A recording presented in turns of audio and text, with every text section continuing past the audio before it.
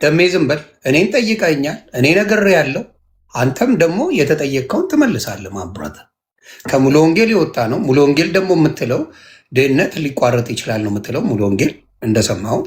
አንተ ደግሞ ድህነት አይቋረጥም ብለህ የምታምና፣ ስለዚህ ከዛ ጋር የማይገናኝ ነገር ከሆነ ልዩነት አለው ማለት ነው። እንዴት ሊሆን ቻለ? ይህንማ ቀስም እኔ ድህነት የወንጌል ቃል አይደል? ደህንነቱ አሁንም የምነግርህ ደግሜ አሁንም የምነግርህ ሰዎች በገቡበት መንገድ ብቻ ይወጣሉ ብዬ ባለፈውም እኮ አንተ ቤት ስንገባ ይሄ ነበር የውይይት ማዕከላችን የነበር ረስተኸው ነው። ሰዎች በገቡበት መልኩ ሊወጡ ይችላሉ። የዕብራውያን መጽሐፍ ምዕራፍ 6ን የዕብራውያን መጽሐፍ ምዕራፍ 10ን በእነዚህ ሁለት ምክንያቶች ብቻ ሰዎች በገቡበት መንገድ ሊወጡ ይችላሉ፣ ደህንነትን በዚህ ሊያጡ ይችላሉ ብዬ ባለፈው ጊዜ ነግሬሃለሁ። ግን የእናንተ ትምህርቱ የሙሉ ወንጌል ትምህርትና ያንተ ይለያየለ እንዴ? ማብራት ሙሉ ወንጌልም ብትሆን ሰዎች እግዚአብሔር ልጅ ክርስቶስ ኢየሱስን ካገኙ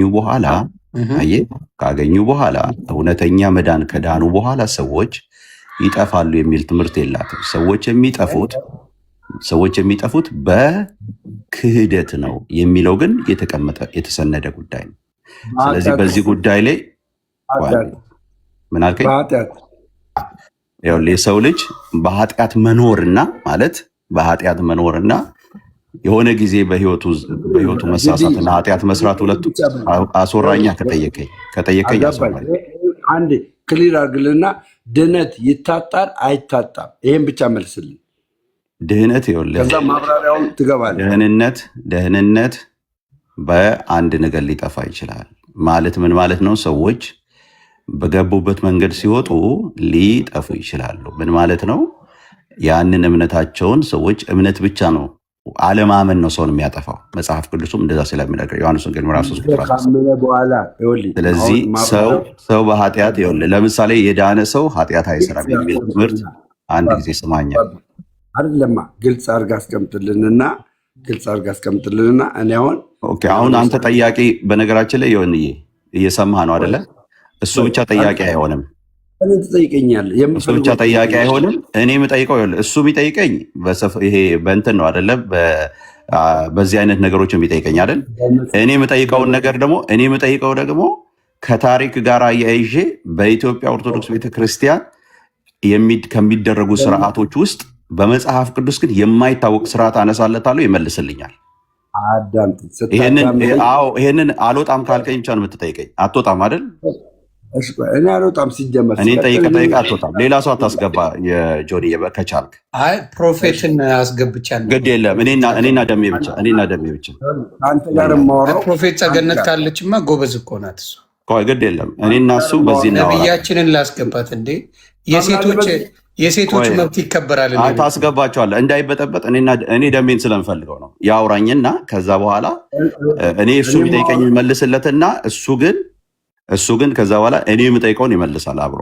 በቃ ስለዚህ አታስገባ። ሌላ እኔ አሁን አንተን ማወራክ ከአንተ ጋር የምንግባባው በዚህ በመጽሐፍ ቅዱስ ነው አለም። በመጽሐፍ ቅዱስ ነው።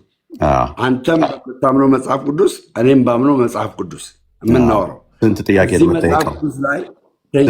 የምትጠይቀው? እኔ የመዘገብኩኝ እኩል ጥያቄ ነው የምንጠይቅ። ስንት ጥያቄ ነው የምትጠይቀው? መጀመሪያ ግን አዳምጠኝ። ወይም ደግሞ 10 ደቂቃ የያዘለትና የፈለገውን ነገር ይጠይቅ። 10 ደቂቃ ይሰጠኛል። የፈለገውን ነገር ጠይቅ። እኔ የምፈለጉትን ጠይቀዋለሁ።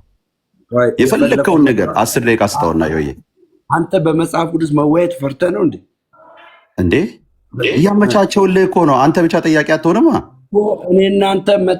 አንተ ብቻ ጠያቂ የምትሆንበትን ውይይት አላደርግም። እኔም እጠይቅሃለሁ አልኩህ። 10 ደቂቃ 20 ደቂቃ ስጠው። 20 ደቂቃ ናቱ ላይ አድርግለት 20 ደቂቃ። ከዛ በኋላ እኔም 20 ደቂቃ ትሰጠኛለህ። ከዛ በኋላ እስቲ የሚመልሰውን እናያለን። 20 ደቂቃ እንቅልፌ ይመጣል አባቴ። በቃ ስለዚህ ስንት ደቂቃ ይሆንልን? አንድ ዮኒ ስማኝ፣ አንዴ ቆይ በደቂቃ ካልሆነ አላወራም። በ5 ደቂቃ አንተ ብቻ አራዳውን ጠይቀህ የምትወጣበት እንትን የለ። በጣም ቆንጆ 5 ደቂቃ ይመቸኛል። ዮኒ የፈለከውን መልስ፣ የፈለኩትን እመልሳለሁ። መልስ ምንሆን እመልሳለሁ። ችግር ልንገረው አንድ ብቻ አንዴ። እኔ የዘላለም ሕይወት ያገኘሁት እዚህ ላይ በተጻፈልኝ በመድኃኒታችን በኢየሱስ ክርስቶስ ነው። ገባህ እንትን ውስጥ ገባህ። ቆይ አንዴ ተረጋጋ። ልንገሩ ለሱ በመጽሐፍ ቅዱስ የዘላለም ሕይወት የለህም ብሎ ይጠይቀኝ። እኔም በመጽሐፍ ቅዱስ አንተ የዘላለም ሕይወት የለህም ብዬ ልጠይቀው። ለምን የፈለግከውን አይደለም። ይኸውልህ እኔን አትሰረኝ። ይኸውልህ አትፍራ፣ እኔን አትሰረኝ። የፈለግከውን ነገር ጠይቀኝ፣ የፈለግከውን ነገር። እንደውም አንድ ነገር ልንገርህ አይደለ ይኸውልህ እኔ 5 ደቂቃ ብቻ ትሰጠኛለህ ለእኔ። 10 ደቂቃ ውሰድ አንተ ከፈለግ። ከመጽሐፍ ቅዱስ አንወጣም። ይኸውልህ 10 ደቂቃ ውሰድ። እኔ 5 ደቂቃ ደሜ ምንድን ነው ችክ የምትለው? ደሜ አለ በመጽሐፍ ቅዱስ ነው የምንጠያየቀው ብሎ ዜድ ነገረን። 10 የመድገሙ ሕፃን ልጅ አይደለን እኛ። ያዝለት 5 ደቂቃውን እኔ አናቴ ላይ ያደርግልኝ። 5 ደቂቃ ይጠይቅ ነው። ጠይቅ፣ አንተ ነው የምጠይቀው። 49 ነው። ከ50 ብዬ ዝላለሁ። ከ55 አቆማለሁ። ጎሄድ ዜድ የዘላለም ሕይወትን በሳክራመንት ታጣለህ አታጣም? የዘላለም ሕይወትን በሳክራመንት ታጣለህ? የዘላለም ሕይወት ኢየሱስ ክርስቶስ ነው። እሱን ስታገኝ ወደ ሳክራመንት ትሄዳለህ። የእኛ እምነት እሱ ስለሆነ ማለት ነው። የዘላለም ሕይወት የሚያገኘው ሰው እንዴት ከሆነ ላሳየህ እንዴት እንደሚያገኝ። አጭርና ግልጽ የጠየቁ ወንድሜ እኮ ላሳየህ እንዴት እንደሚያገኝ እሱን እኮ ነው ያልኩህ። አጭርና ግልጽ። የዘላለም ሕይወትን በሳክራመንት ታጣለህ አታጣም? አጣለው አላጣም ብለህ ከዛ ወደ ማብራሪያ ትሄዳለህ። በቃ የዘላለም ሕይወት በሳክራመንት የሚታጣ ነገር አይደለም ማለት ምን ማለት ነው? ሰዎች የዘላለም ሕይወት ያላቸው ሰዎች ወደ ሳክራመንት ይሄዳሉ። ሰዎች የሚወለዱት በእምነት ነው። ከዛ በኋላ እነዚህ የሚፈጸሙትን ነገሮች ይፈጽማሉ። ስለዚህ አንተ በእምነት ብቻ ነው የምድነው ማለት ነው። በእምነት ብቻ ትወለዳለህ። በእምነት ብቻ ከእግዚአብሔር ጋር ትታረቃለህ። ከዛ በኋላ የቤተ ክርስቲያን ስርዓቶችን ትፈጽማለህ ማለት ነው። ማስረጃ አምጣልኝ። በእምነት ብቻ እንደሚዳንና በእምነት ብቻ እንደሚወለድ ማስረጃ አምጣልኝ። ኦኬ፣ ገላትያ መጽሐፍ ምዕራፍ 3 ቁጥር 26 አንብበው። እንደዛ አይልም እሱ። አንብብልን አንዴ ጆ አንብብልን። 3:26 በቃ በእምነት ሰው እንደሚወለድ በክርስቶስ ኢየሱስ በእምነት እንደሚወለድ ያሳያል። አንብበው ቶሎ ፍጠን። ገላትያ 3:26 ነው ያልኩት። እኔ ያልኩትን ብቻ የምታደርገው 26።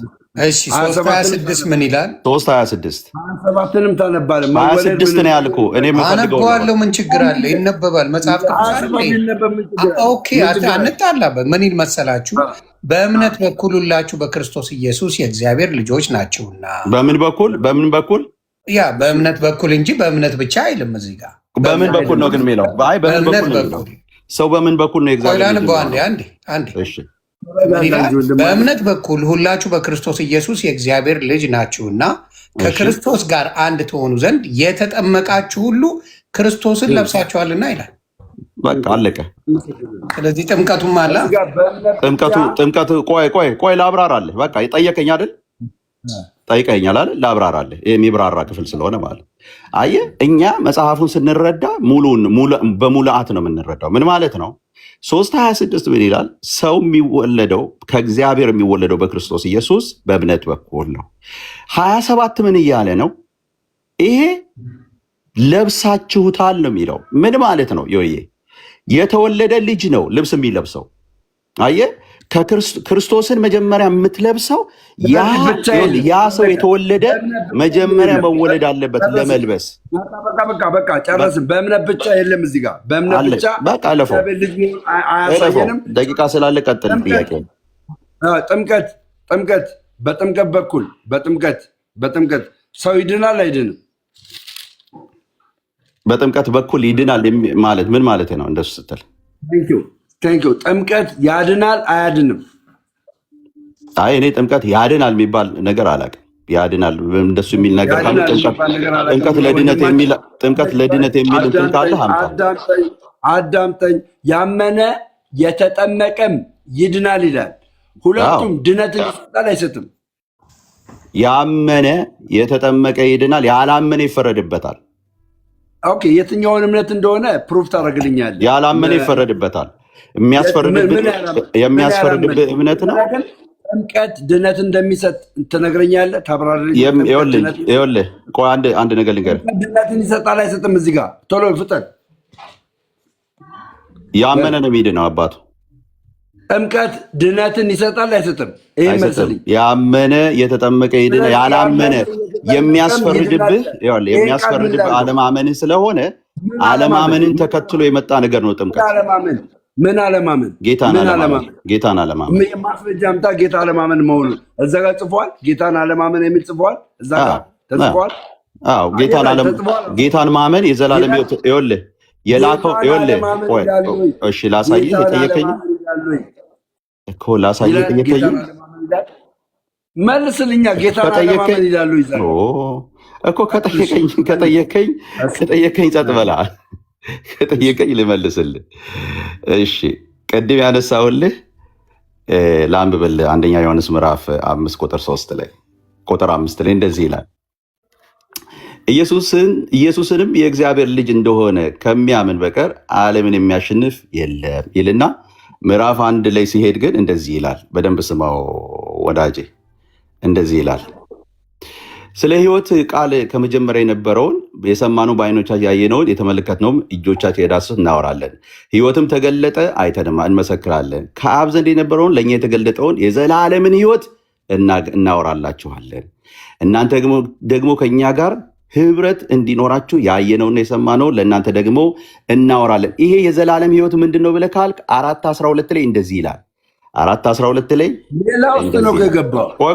ስለ ሕይወት ስለ ዘላለም ሕይወት አለ የጠየቀኝ እንደዚህ ይላል። አንድ ጊዜ ስማኛ እባክህ። ሌላ ውስጥ ነው ገብተህ የምመልሰው። እንደዛ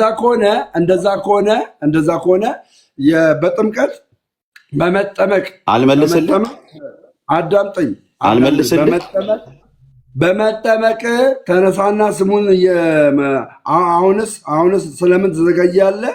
ተነሳና ስሙን እየጠራ ተጠመቅ፣ ከኃጢአትም ታጠብ ይላል። ስለዚህ መታጠብ ከኃጢአት መታጠብን፣ መጠመቅ ከኃጢአት መታጠብን እያሳየን እንዳለ መጽሐፍ ቅዱስ ይነግረናል። አንተ ሌላ ውስጥ ስትገባ መጽሐፍ ቅዱስ ደግሞ ስለ ጥምቀት መዳን ደግሞ ስሙን እየጠራ ለምን ተባለ? ደቂቃ አልቋል። ይቅርታ መናገር ስላለብኝ ነው። ቴንኪው። እሺ 5:12 ላይ ግን እንደዚህ ይላል፣ ልጁ ያለው ሕይወት አለው፣ በዛው ነው የምትቀጥሉት? አልገባኝም። አንዴ ዜዶ በዛው ነው የምትቀጥሉት ወይስ እንዴት ነው? በቃ 5 ደቂቃ እኔ ደግሞ ትይዝልኝና 5 ደቂቃ አንተ ተጠቀምና የእሱን ጥያቄ ከዛ በኋላ ይቀጥላል። መዝሙረ ያሬድም እንኳን ደህና መጣ ወንድማችን፣ ሰላም በዝት ይበል። ትወያያላችሁ። ሰላም ብያለሁ ሁላችሁንም። ዮኒ ሰላም ላንተ ይሁን። ዜብዶ ከረጅም ጊዜ በኋላ ተገናኘን። አይ መዝሙር ደህና ነህ ወይ? እግዚአብሔር ይመስገን። ሰላም ሰላም ተመስገን። እግዚአብሔር ይመስገን ደህና ነኝ። እግዚአብሔር ይመስገን። ጠፍተራን በጣም አልተመቸኝም ነበር። አሁን ብቅ እያልኩኝ ነው። አይ መልካም። እሺ ቀጥል ዮኒ። እሺ ቀጥል ዜዶ። ከ57 ብዬ ነው የሚይዘው። ከዛ 6 ደቂቃ አለ። ጎሄድ። እሺ ደምረው በመጽሐፍ ቅዱስ ውስጥ ለምሳሌ እናንተ ለስዕላት መስገድ እንደዚህ አይነት ነገሮችን ታደርጋላችሁ። ለምሳሌ ከመጽሐፍ ቅዱስ እኮ ነው ያልኩህ። ከመጽሐፍ ቅዱስ ነው ያልኩህ ወዳጄ፣ ከመጽሐፍ ቅዱስ ነው ያልኩህ። ለምሳሌ ስዕላትን ትስማላችሁ፣ ተንበርክካችሁ በስዕላት ስር ትሰግዳላችሁ፣ ትጸልያላችሁ። ይህንን ከመጽሐፍ ቅዱስ ውስጥ ለምሳሌ ሐዋርያት እነ ጴጥሮስ እነ ጳውሎስ ያደረጉት ነገር ከሆነ አንድ ጥቅስ ልትሰጠኝ ትችላለህ? ይህንን ማድረግ መጽሐፍ ቅዱሳዊ ነው ብለህ ማስረጃ፣ አንድ ጥቅስ ያደረገ ሰው ካለ። ውይይታችን መጽሐፍ ቅዱስ አልነበረም? መጽሐፍ ቅዱስ ነው የጠየቀው። አንተ የምታደርጋቸውን እነዚህ ልምምዶች ከየት አመጣኸው ነው የምልህ። ከየት አመጣኸው? አንድ ቦታ ልታሳይ ትችላለህ? እኔ የጠየቅኩ ቀጥታ አንተ ከመጽሐፍ ቅዱስ የለህም። በቃ የለህም። እሺ ሁለተኛ ጥያቄ የለህም። በቃ የለህም። ሁለተኛ ጥያቄ እሺ፣ ወደ ቅዱሳን ጸሎት ለምሳሌ ወደ ማርያም ትጸልያላችሁ፣ ወደ መላእክት ትጸልያላችሁ፣ ቅዱሳን ብላችሁ ወደምትሏቸው በሙሉ ትጸልያላችሁ ወደ ሰዎች። መጽሐፍ ቅዱስ ላይ እነ ጳውሎስ እነ ጴጥሮስ አንድ ቦታ እኮ ነው የማወራ። ዛሬ እኔ ይህንን እቀበላለሁ። ወደ ሰው የጸለዩበት ቦታ አለ። ሰዎችን ሜንሽን አድርገው፣ መላእክትን ሜንሽን አድርገው የጸለዩበት ቦታ አለ? አንድ ብታሳይ ከመጽሐፍ ቅዱስ ውስጥ። አንተ ያልጸለዩበትን ቦታ ታሳይኛለህ?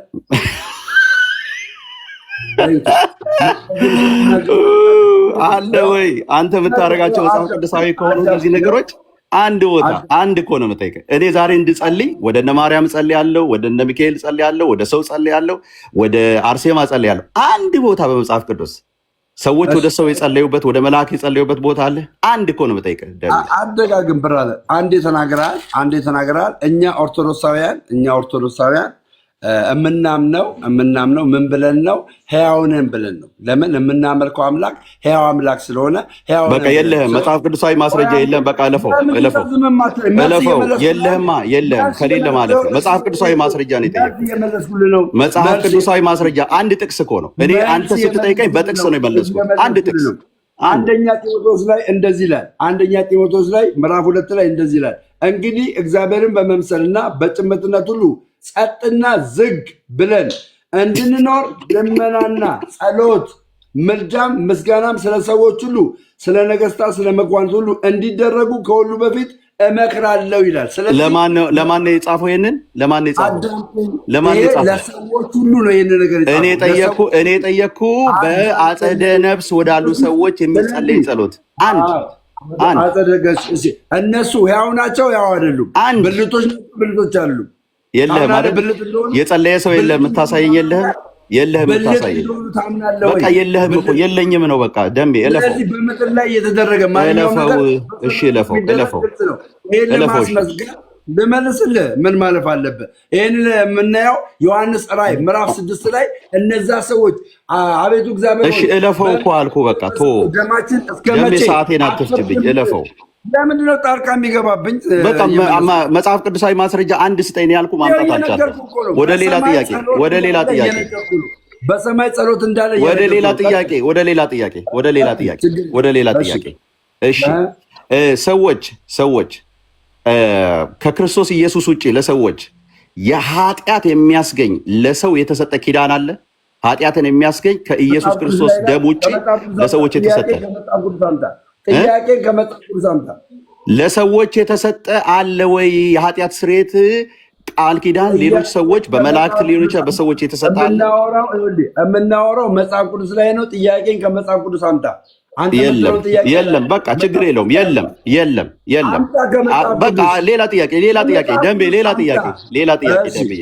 እሺ አሁን የሚካሄደው የቤተ ክርስቲያን ለምሳሌ ስጋ ወደሙን ስትወስድ ደሜ ስጋ ወደሙን ስትወስድ አሁን እንትኑ ካህኑ ናቸው አፍ ውስጥ የሚከቷት ያችን የህብስቷን ቁራጭ አፍ ውስጥ የሚከቱት ኧረ ተው ደሜ፣ ቆይ ደሜ ከመጽሐፍ ቅዱስ ውስጥ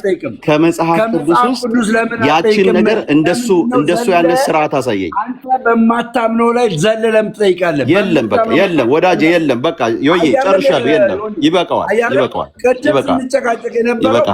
ቆይ ደሜ አንዴ ሚውት አድርገው ደሜ ፕሊዝ።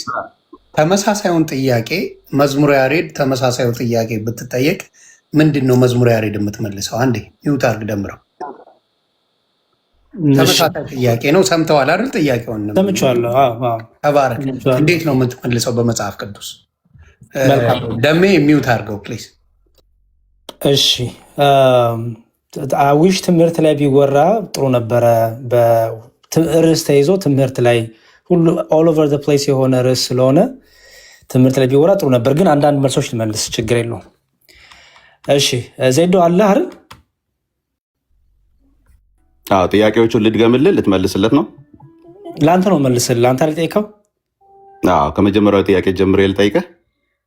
ጠይቀኝ። በስርዓት ያሉትን የስርዓቶች ናቸው የመጽሐፍ ቅዱስ መጽሐፍ ቅዱስ አድርጌ እመልስልሃለሁ። ችግር የለውም። አሁን እኛ ምንድን ነው መሰለኝ እኔ እንደ መጽሐፍ ቅዱስ አማኝ መጽሐፍ ቅዱስ ብቻ ብዬ እንደማመን አማኝ ልምምዶቻችን ሁሉም ነገሮች ከመጽሐፍ ቅዱስ የወጡ ናቸው መሆን አለባቸው ብዬ አምናለሁኝ። የእናንተ እንደዛ ነው? አምናለሁኝ። አይገባኝ። የእናንተም እንደዛ ነው? ብለን ነው እኛ እንደሱ ነው የምናምነው። ምክንያቱም አንድ ዜደዋ በምጠይቅህ ይኸውልህ፣ አሁን በእሱ ጥያቄ ላይ ስለገባህ የምትመልስለት ከሆነ መመለስ ትችላለህ። እኮ ስማኝ፣ እኔም መልሼ ስለዚህ ስለምጠይቅህ ቀጥልና ልቀጥል። ጥያቄ ምን ይላል መሰለህ? የመጀመሪያው ጥያቄ ኧረ አንዴ ስማኝ ዜዶ፣ ሀሳብ ልስጥ። እሺ ምን አልክ? ልምምዶቻችን ሁሉ በመጽሐፍ ቅዱሳዊ ናቸው፣ በመጽሐፍ ቅዱስ ብቻ ያሉት ናቸው የእኛ ብለሃል። ስለዚህ ሜክሹር ይህን ቃልን በኋላ ስለምጠይቅ ማለት ነው። ምክንያቱም ችግር የለውም። በጣም ጥሩ። እሺ ችግር የለውም። እሺ ቀጥላ።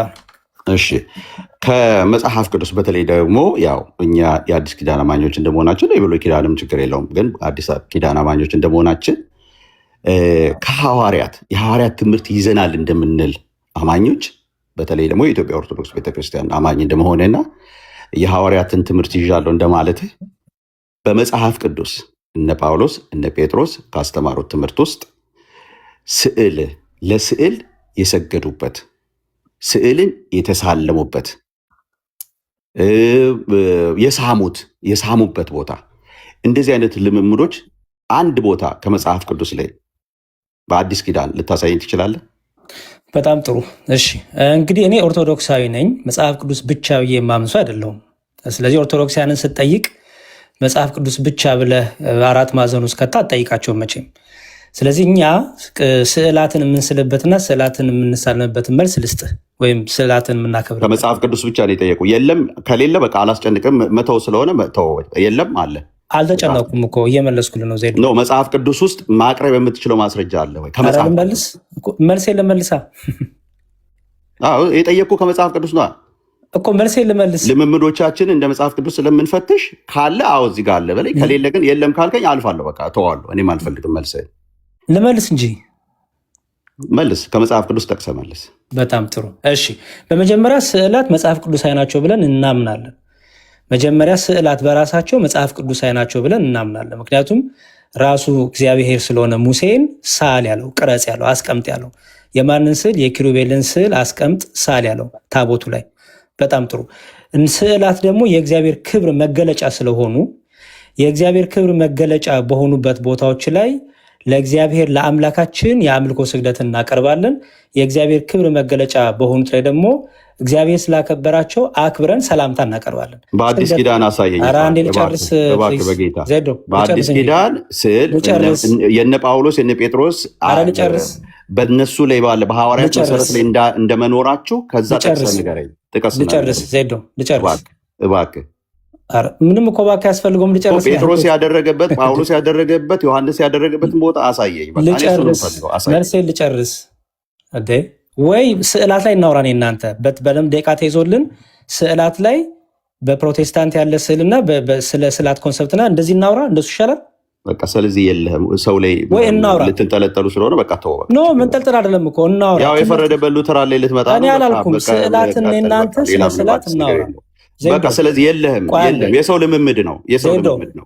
ስለዚህ የሉተራኑ ቢሆን የሰው ልምምድ ነው። በቃ ኦኬ፣ ሉተራንስ የሰው ልምምድ ነው። የሰው ልምምድ ነው። መጽሐፍ ቅዱስ አረክልኝ፣ አሳየኝ። ይኸው አሳየኝ። አውጣና አንድ ቦታ። ስለዚህ እናንተ እናውራ ማለት ነው። በስዕል እናውራ። እናንተ እኮ አሳየኝ። በቃ የእሱን ጥያቄ ይመልሳሉ ብለን የገባው አሳየኝና በስዕል እናውራ። እናሱ ያሬዶ መልሳለሁ ብለን የገባው ነው የሚፈልገው ዜዶዬ ይመልስ እንደፈለገው። የጠየቅኩት ከቅድም ጀምሬ የቆንኩበት ቦታ አለኝ። እኔ ደሜንም ስጠይቀው ከመጽሐፍ ቅዱስ ይሄ ልምምድ መጽሐፍ ቅዱሳዊ ነው ወይ? አዎ ካለኝ እዚህ ቦታ ላይ ጳውሎስ እንደዚህ አድርጓል፣ ጴጥሮስ እንደዚህ አድርጓል። ለምን የሐዋርያት መሰረት አለኝ የምትል ቤተክርስቲያን ነች። ከየት ነው ያመጣችው? ግን አንተ አሁን እኮ ብሉይ ኪዳንንም ለመቀበል ፈቃደኛ አልሆንክም እኮ። ከአዲስ ኪዳን ብቻ አሳየኝ እንዴ? የብሉይ ኪዳን የጽላት ስርዓት አለን? የለም እኮ የለም። ዜዶ ስለ ስዕላት ደቂቃ ተይዞ ልናወራ እናንተ የሌለ የብሉይ ኪዳን ስርዓት ደግሞ ለኢትዮጵያ ቤተክርስቲያን ማንሰጣ። እሺ በስዕል ጉዳይ ላይ አንተና መዝሙረ ያሬድ አውሩ። በቃ ደቂቃ ተይዞልን አንተም እኔ ምን አወራለሁ? እኔ ምንም የለኝማ። የሌለኝ ከየት አወራለሁ? የሌለን ነገር መጽሐፍ ቅዱስ ውስጥ ማውራት አልችልም። ከሌለ ደግሞ ደቂቃ ልስጠው፣ 5 ደቂቃ ስጠው። መዝሙረ ያሬድ አውርቶ ሲጨርስ አንተ ጠይቀው የፈለግህ እንስማ። ያውራ። እሺ ግን ከመጽሐፍ ቅዱስ ፕሊዝ፣ ከአዲስ ኪዳን ከ807 ነው ከ813 ላይ እንትን ትልልኛለህ ያሬድ። ስዕልን የሚቃወሙበትን እኮ ስዕላትን የሚቃወሙበት እኮ ትምህርት ሊኖረው ይገባል አይደለ? ለምሳሌ እኔ ስዕልን ደግፌ ትምህርቴን ላቅርብ፣ እሱ ስዕላትን ተቋሙ ትምህርቱን ያቅርብ። እንደዚህ ብሎ እኮ ማምለጥ የለብንም መቼም። ትምህርቱን እናውራ። ስዕላትን እንደ ዜዶ እንደ አንድ ፕሮቴስታንት ሲቃወም ምንድነው መጽሐፍ ቅዱስ መረጃው? ምንድነው መጽሐፍ ቅዱስ ኤቪደንሱ የሚሰጠን ፕሩፍ ምንድነው? ከብሉይ ኪዳንም ከአዲስ ኪዳንም ይስጠን፣ ችግር የለውም። እኔ ደግሞ ስዕላትን ስደግፍ በመጽሐፍ ቅዱስ ልስጥ። ስለዚህ ደቂቃ እያዝልን፣ እሱ ተቃውሞን ያቅርብ ጥቅስ እየጠቀሰ፣ እኔ ደግሞ የራሴን ትምህርት መጽሐፍ ቅዱሳዊ እንደሆነ ስዕላት ላቅርብ። ዜዶ ትስማማለህ በዚህ? በቃ እኔ መጽሐፍ ቅዱሳዊ እንዳልሆኑ ማስረዳት ይችላሉ፣ ችግር የለውም። በጣም ጥሩ። በቃ ደቂቃ እያዝልን። እሺ ይዣለሁ። ያሬዶ ከ8 ጀምራል። 8 ከ8 ቀጥል። እሺ በጣም መልካም ጊዜ ይስጥልን። አይገስ ሰው ሊጠቀም የሚችለው እንደዚህ አይነት ነገር ሲደረግ ነው እና ትምህርቶች ሲገለጡ ይሻላል። መልካም። እኛ ኦርቶዶክሳውያን ስዕላት እግዚአብሔር የሰጠው ነው፣ ራሱ እግዚአብሔር የገለጠው ነው፣ ራሱ እግዚአብሔር ፈቃዱ ሆኖ እንዲደረግ እንዲሰሩ ያዘዘው ነው። ይህን ደግሞ ያደረገው እግዚአብሔር ነው። ስለዚህ ስዕላትን የሚቃወም ሰው እግዚአብሔርን የሚቃወም ነው፣ የእግዚአብሔርን ትእዛዝ፣ የእግዚአብሔርን ፍቃድ፣ የእግዚአብሔርን ሀሳብ የሚቃወም ነው ብለን እናምናለን። ለመጀመሪያ ጊዜ ስዕላት እንዲህ ሲል የተነገረው ማለት ነው ሙሴ ነው። በኦሪት ዘጸአት ላይ ምዕራፍ 25 ላይ እንደምናነባው ለሙሴ እግዚአብሔር ጽላትን ሰጠ። ጽላቱን ደግሞ የሚያስቀምጥበትን ደግሞ ማደሪያውን ታቦቱን እግዚአብሔር ሙሴን ስራ አለው። በታቦቱ ላይ ደግሞ ሙሴን ታቦቱን ስራ ካለው በኋላ ታቦቱ ላይ እግዚአብሔር እንዲቀመጥ ሙሴን የነገረው ነገር አለ። መጽሐፍ ቅዱስ እንዲህ ይላል። ኦሪት ዘጸአት ምዕራፍ 25 ላይ እንዲህ የሚል ቃል እናገኛለን። ምን? ኦሪት ዘጸአት ምዕራፍ 25 ላይ ኪሩቤልንም ክንፎቻቸውን ወደ ላይ ይዘረጋሉ፣ የስርየት መክደኛውንም በክንፎቻቸው ይሸፍናሉ፣ ፊታቸውንም እርስ በርስ ይታያሉ። አስተውሉ፣ ፊታቸውንም እርስ በርስ ይላል። ምን አይነት ፊት ነው ሊስል የሚችለው ሙሴ? መቼም ሙሴ ኪሩቤልና ሱራፌልን በአይኑ አላየም። አይቷል የሚል ሰው ካለ ማስረጃ በጣም ፈልጋለሁ፣ ዜዶ ካለ ማለት ነው። ፊት ሳል ተብሏል። ምን አይነት ፊት ነው ሊስል የሚችለው ሙሴ? እግዚአብሔር ምንም አይነት መልክ፣ ምንም አይነት ምስል አትቅረጹ፣ አትሳሉ ያለ እግዚአብሔር መልሶ ደግሞ ሙሴን በሰማይ የሚኖሩትን የኪሩቤልን ዙፋኑ የሚሸከሙትን ፊታቸውን እንኳን ሳይቀር ሳላለው ፊት ስሏል ማለት ነው። ፊት ማለት ገጽ ማለት ነው፣ መልክ ማለት ነው። ስለዚህ መልክ ስሏል ሙሴ። ስለዚህ እግዚአብሔር የመላእክቱን የኪሩቤልን ዙፋኑን የሚሸከሙትን የክብሩ መገለጫ የሆኑትን እንዲስል አዟል። ስለዚህ ራሱ ስዕል ሳሉ ያለው ማን ነው? እግዚአብሔር ነው። በመጽሐፍ ቅዱስ ቦታ ላይ አንድም ቦታ ላይ እግዚአብሔር ስዕልን ሲከለክል የእሱ ክብር መገለጫ የሆኑትን ሲከለክል አላየንም፣ አልተጻፈም። ልቀጥል። በምን ያህል ደቂቃ አለኝ? 4 ደቂቃ አለ። ጥሩ ነው። ገና ነኝ። ኦኬ፣ በጣም ጥሩ። ሌላው ደግሞ የምናገኘው ስለ የሶሎሞን ቤተ መቅደስ ነው። በነገራችን ላይ ሌላም ልጨምር፣ እንዲሁም ሙሴ በታቦቱ ላይ ብቻ አይደለም የሳለው፣ ኪሩቤልንም በነገራችን ላይ በየመጋረጃው ራሱ ስሏል። ኪሩቤል ራሱ ይህንን የምናገኘው አሁንም በኦሪት ዘጸአት ላይ ምን የሚል እናገኛለን? በመጋረጃዎቹ ኪሩቤልን እግዚአብሔር ማን ነው ሙሴ ሲስል ሲያስቀምጥ እናያለን። ኦኬ፣ በታቦቱ ላይ ብቻ አይደለም፣ በመጋረጃዎቹ ላይ ሁሉ ኪሩቤልን በመጋረጃዎቹ ሙሉ ገጽ ላይ ያስቀምጧል። የዚህንም ጥቅስ ልስጥ። ምን ይላል? ኦሪት ዘጸአት ምዕራፍ 26 ቁጥር 31 ላይ ኦሪት ዘጸአት ምዕራፍ 26 ቁጥር 31 እንዲሁም ኦሪት ዘጸአት ምዕራፍ 26 ቁጥር 1 ላይ ደግሞም ከተፈተለ ከጥሩ በፍታ ከሰማያዊ ከሐምራዊም ከቀይም ግምጃ የተሰሩ 10 መጋረጆችን ያሉበትን ማደሪያ ስራ አለው። ብልህ ሰራተኛ እንደሚሰራ ኪሩቤልን በእነርሱ ላይ ይሁኑ ይሏል። ኦኬ፣ በ31 ቁጥር ላይ መጋረጃውንም ከሰማይ ሐምራዊ ከቀይ መጋመጃ ከተፈተለ ከጥሩ በፍታም አድርግ፣ ብልህ ሰራተኛ እንደሚሰራ ኪሩቤልን በእርሱ ላይ ይሁኑ ይሏል። ስለዚህ ኪሩቤልንም ራሱ በመጋረጃ ይስሏል። ታቦቱ ላይ ብቻ አይደለም ሙሴ። ብዙ ጊዜ ሰው ታቦቱ ላይ ብቻ ይሳል ይመስላችኋል። ኪሩቤልንም በመጋረጃው ሙሉ ስሏቸዋል። ኪሩቤል መቼም አንዱ የታወቀ ነው። ስለዚህ እግዚአብሔር የክብሩ መገለጫ ሆኑትን ሰው ኪሩቤልን ሳይ የእግዚአብሔር ክብር መገለጫ ነው የሚያየው። ሰው ኪሩቤልን ሳይ ዮሐንስ ራእይ ነው ትዝ የሚለው 4 እንስሳ የተባሉት ሱራፊና ኪሩብ።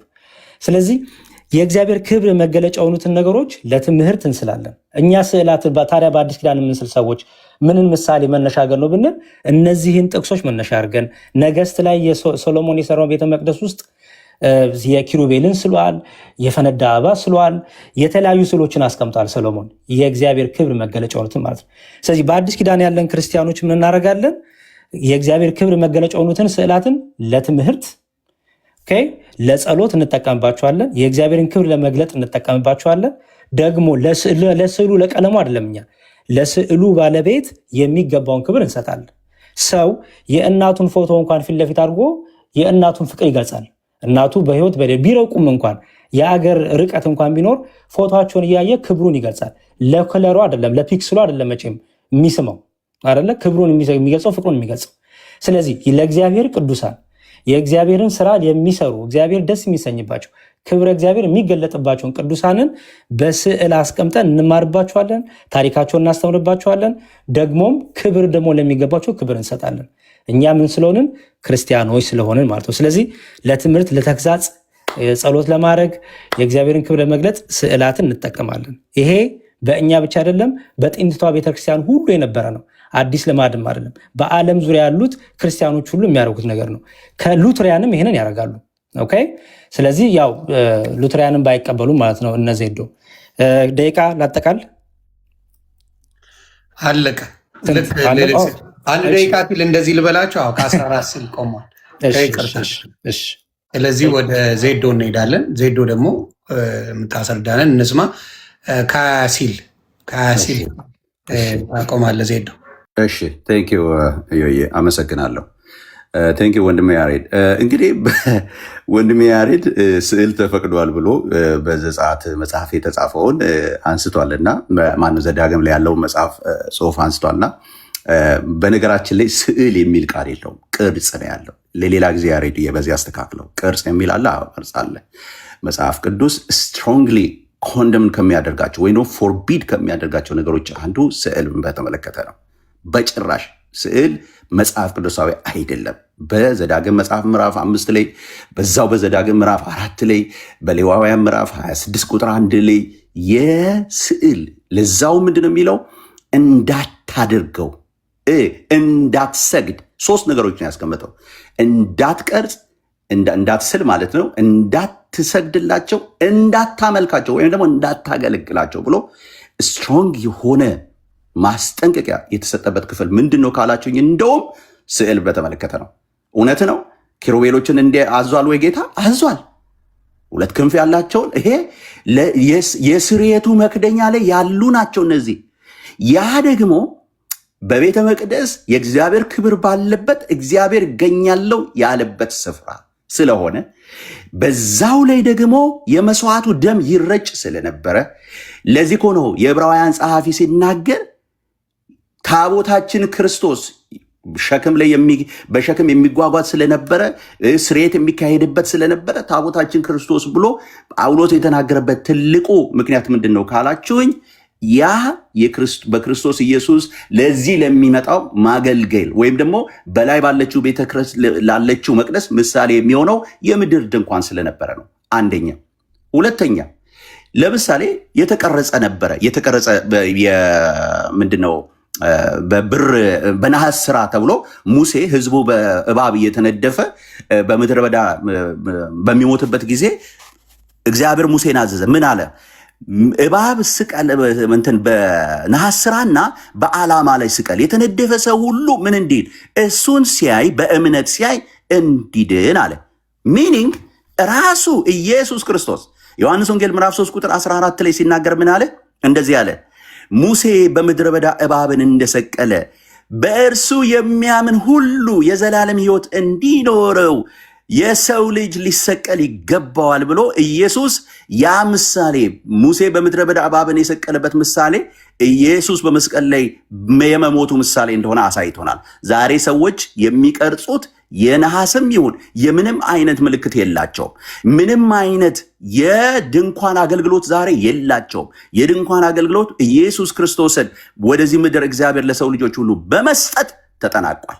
ኦኬ፣ እሺ። አሁን ወንድማችን ያነሳውን የአዲስ ኪዳኑን ሐሳብ ላንሳ። አሃ አትሉኝም እንዴ?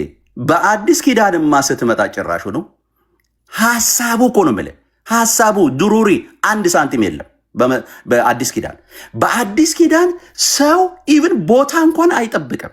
ለዚህ እኮ ነው ያቺ ሴት ታስታውሷት እንደሆነ በውሃ ዳር ውሃ ስትቀራ ያገኛትን ሴት ደከመውና አረፈ ይላል ዮሐንስ ወንጌል ምዕራፍ 4 ላይ ጠየቀችው። እናንተ በኢየሩሳሌም ነው ስግደት በአብራ በተራራው ላይ ነው ትላላችሁ ብላ በጠየቀችው ጊዜ ኢየሱስ ክርስቶስ እንዳለ እንደዚህ አላት፣ አይደለም እንደሱ አይደለም፣ ከዚህ በኋላ አለ ከእኔ መምጣት በኋላ ሰው በመንፈስና በእውነት ለእግዚአብሔር በየትኛውም ቦታ ይሰግዳል። ለዚህ ነው ዛሬ በቤት ውስጥ ሆኖ መስገድ የተቻለው።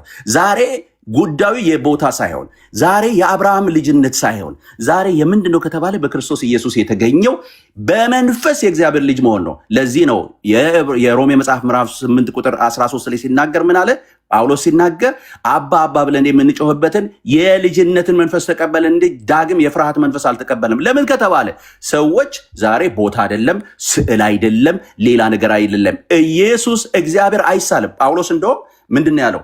ማናችሁም አለ ማናችሁም እግዚአብሔርን ለመሳል አትሞክሩም። በምን አለ እሱ?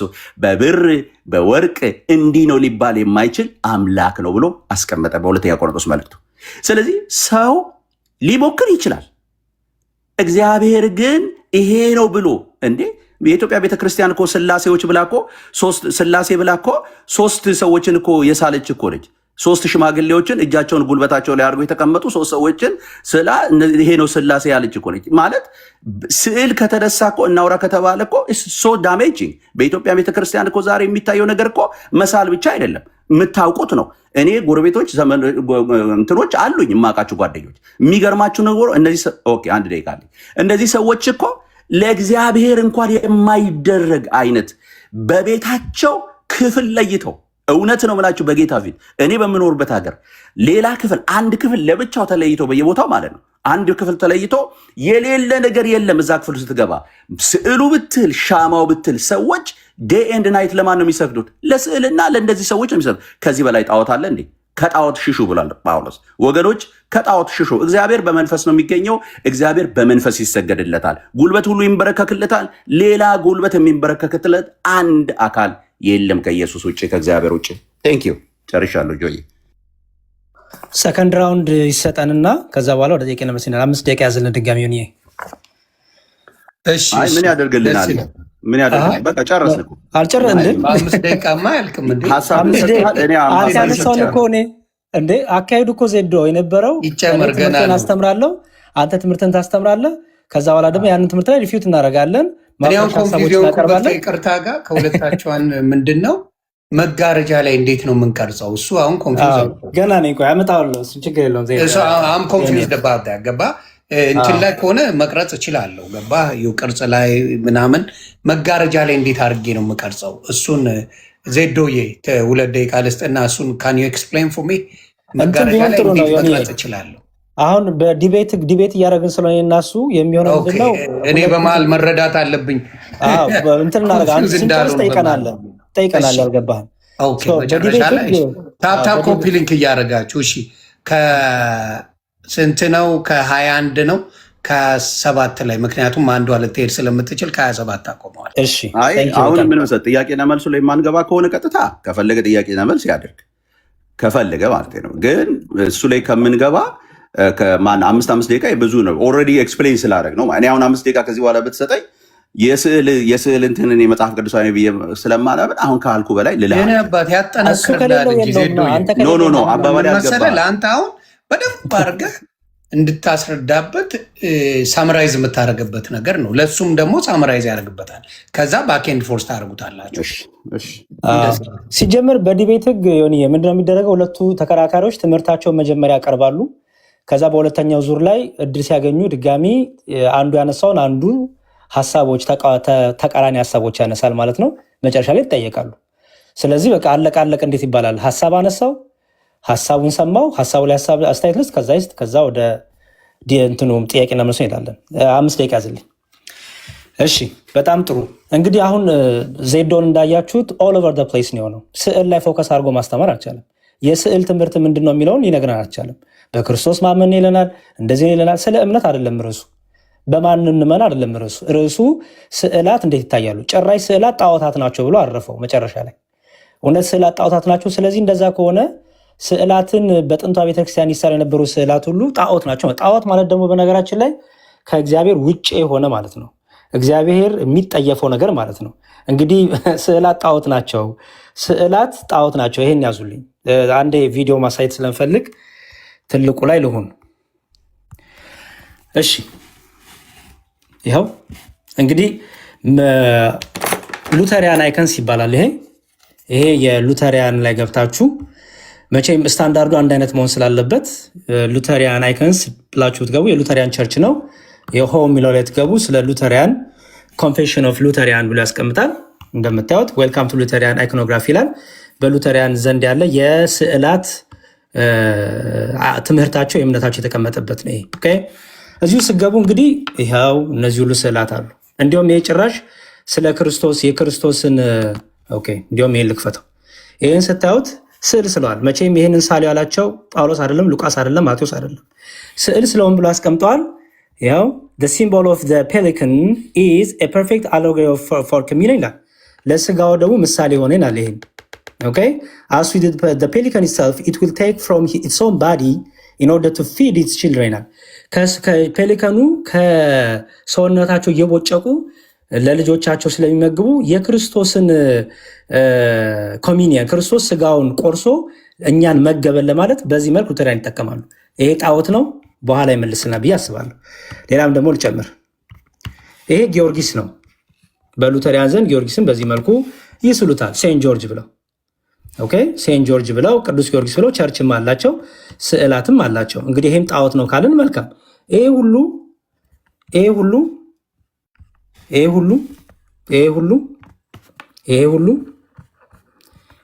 ጣዖት ነው ማለት ነው። እንግዲህ ይሄ ደግሞ ዲያቆን ሚካኤል ይባላል። ኢትዮጵያ ዲያቆን ነው። who became good friends of ማርቲን ሉተር የማርቲን ሉተር በጣም ቅርብ ጓደኛ የሆነ እንትን ነው፣ ዲያቆን ነው። ኦኬ ስለዚህ እነዚህ ስዕላት ሉተሪያን ይጠቀሙታል። ለምን? ለማስተማር ይላሉ፣ ታሪክ ለመናገር ይላሉ፣ የክርስቶስን ትንሣኤ ለመናገር፣ ስቅለቱን ለመናገር ይህን ሁሉ ነገር ይጠቀማሉ። ኦኬ ሶ ይሄ ጣዖት ነው ወይ? በኋላ ላይ መልስልኛ ብዬ አምናለሁ። ምክንያቱም ስዕል ጣዖት ነው ስላለ ማለት ነው ወንድማችን። በጣም ጥሩ። ሁለተኛ የምጠይቀው ዮኒል ጠይቀው የነበረው ነው። እሱ ምንድነው? በኦሪት ዘጸአት ቅድም የሰጠሁት ላይ ኦሪት ዘጸአት ምዕራፍ 26 ላይ ምን የሚል አይተናል? በድንኳኑም ላይ ይኸው በድንኳኖቹም ላይ ደግሞ ከተፈተለ ከጥሩ በፍታ ከሰማያዊ ከሐምራዊ ቀይም የተሰሩ 10 መጋረጃዎች ያሉበትን ማደሪያ ስራ ብልህ ሰራተኛ እንደሚሰራ ኪሩቤል በእነሱ ላይ ይሁኑ ይላል። ኪሩቤልን በእነሱ ላይ ይሁኑ፣ ኪሩቤልን በመጋረጃው ላይ አስቀምጥ ይላል። በመጋረጃው ላይ መቼም መጋረጃ ላይ ቅርጽ ተቀረጸ አይለኝም መቼም፣ ምክንያቱም ቅርጽ ለመቅረጽ መዶሻ፣ ሚስማር፣ የተለያዩ እንትኖች ያስፈልጋሉ። ስለዚህ ምንድነው የሚደረገው? መጋረጃ ላይ ጥልፍ ይጠለፋል። ያ ጥልፍ በስዕል መጀመሪያ ተስሎ ይቀመጥና ይጠለፋል ማለት ነው። ስለዚህ እነዛ በመጋረጃው ላይ የተቀመጡት ምንድናቸው? ስዕላት ናቸው ማለት ነው። የምን? የኪሩቤል ስዕል። ሌላም ልጨምር። በአንደኛ ነገሥት መጽሐፈ ነገሥት ቀዳማዊ ምዕራፍ 6 ቁጥር 35 ላይ አንደኛ ነገሥት ምዕራፍ 6 ቁጥር 35 ላይ ደግሞ እንዲህ ይላል፣ የኪሩቤልንና የዘንባባ ዛፍ የፈነዳ አበባ ምስል ቀረጸባቸው ይላል። ምስል ማለት ነው። ምስል ቀረጸባቸው። ምስል ሲባል ማለት ነው በተቀረጸውም ስራ ላይ በውረቅ ለበጣቸው። የውስጠኛው አደባባይ ቅጥር 3ቱን ተራ በተራ ድንጋይ አንዱን በተራ በተዘጋ ዛንቃ ሰራ እያለ በጠቅላላ በግድግዳው ላይ ኪሩቤልን እንዳስቀመጠ እንደቀረጸ። መቅረጽ ማለት በነገራችን ላይ ፊታቸውንም ማስቀምጧል ባይዘወይ። ስለዚህ ኪሩቤልን ማስቀመጥ፣ ፊታቸውንም መሳል ማስቀመጥ ጣዖት አምልኮ ነው እያለን ነው። እንግዲህ ዜዶ ያው ኦሪት ዘጸአት ምዕራፍ 25 ላይ እዩት ምን ይላል? ቁጥር 19 ላይ ሁለተኛውንም ኪሩብ በሌላ ወገን አንድ አድርገህ በአንድ ላይ ትሰራዋለህ። ኪሩቤልም ክንፎቻቸው ወደ ላይ ይዘረጋሉ፣ የስዕል መክደኛዎች በክንፎቻቸው ይሸፍናሉ፣ ፊታቸውም ይላል።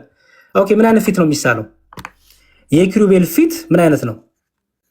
ፊት እንዴት አድርጎ ነው የሚያስቀምጠው? የምን ፊት ነው የሚያስቀምጠው? ሆፍሊ መልስልኛ ብዬ አስባለሁ በሰጠው ደቂቃ። ስለዚህ እኛ ኦርቶዶክሳውያን ክርስቲያኖችን ብለን እናምናለን። ስዕል ቅዱሳት ስዕላት አሉ። ቅዱሳት ስዕላት ያሰኘባቸው ምክንያት ምንድን ነው? የእግዚአብሔርን ክብር የሚያስተምሩ ለምሳሌ የነገረ ስላሴን አምጥቷል።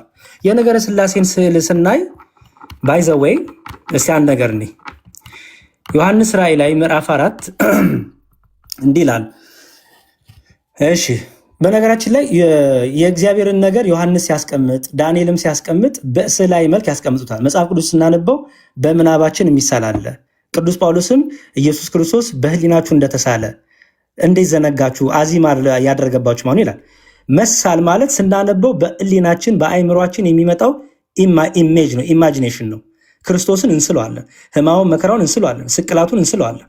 ያንንን ትምህርቱን በስዕል መልክ እናስቀምጣለን። ኦኬ ምን ይላል? በዙፋኑ ዙሪያ የነበሩት እንስሳት ይናገርና ምን ይላል? ይሁት ፊተኛው እንስሳ አንበሳን ይመስላል፣ ሁለተኛው እንስሳ ጥጃን ይመስላል። ይቅርታ ሰዓት ቢታይ ጥሩ ነው። አልቋል ብዙ። እሺ ይሄኛውን አንብቦ በቃ ይጨርሰው ጥቅሱን ስለወጣ ማለት ነው። እሺ ያው ፊተኛው እንስሳ አንበሳን ይመስላል፣ ሁለተኛው እንስሳ ጥጃን ይመስላል፣ ሶስተኛው እንስሳ ደግሞ የሰው ፊት ነበረው ይላል፣ አራተኛው እንስሳ የሚበረውን ንስር ይመስላል ይላል። የምን መልክ አላቸው እነዚህ? መቼም የተቀረጹ አይደሉም አይደለ? በሰማይ ያሉት እነዚህ የተቀረጹ አይደሉም። መቼም ምስል ይዘዋል፣ መልክ ይዘዋል። መልክ ይዘዋል። ምን አይነት መልክ ይዘዋል? የጥጃ መልክ ይዘዋል። የሰው ፊት አለ፣ የንስር ፊት አለ እና ደግሞ የአንበሳ ፊት አለ። የስላሴን ስናስቀምጥ በዙፋኑ ዙሪያ እነዚህን አራቱን ኪሩብና ሱራፊ እናስቀምጣለን። ራዕየ ዮሐንስን እያስቀመጥን እያሰብን ማለት ነው። እግዚአብሔር ይስጥልኝ። በኋላ ላይ በጥያቄና መልስ እመለሳለሁ።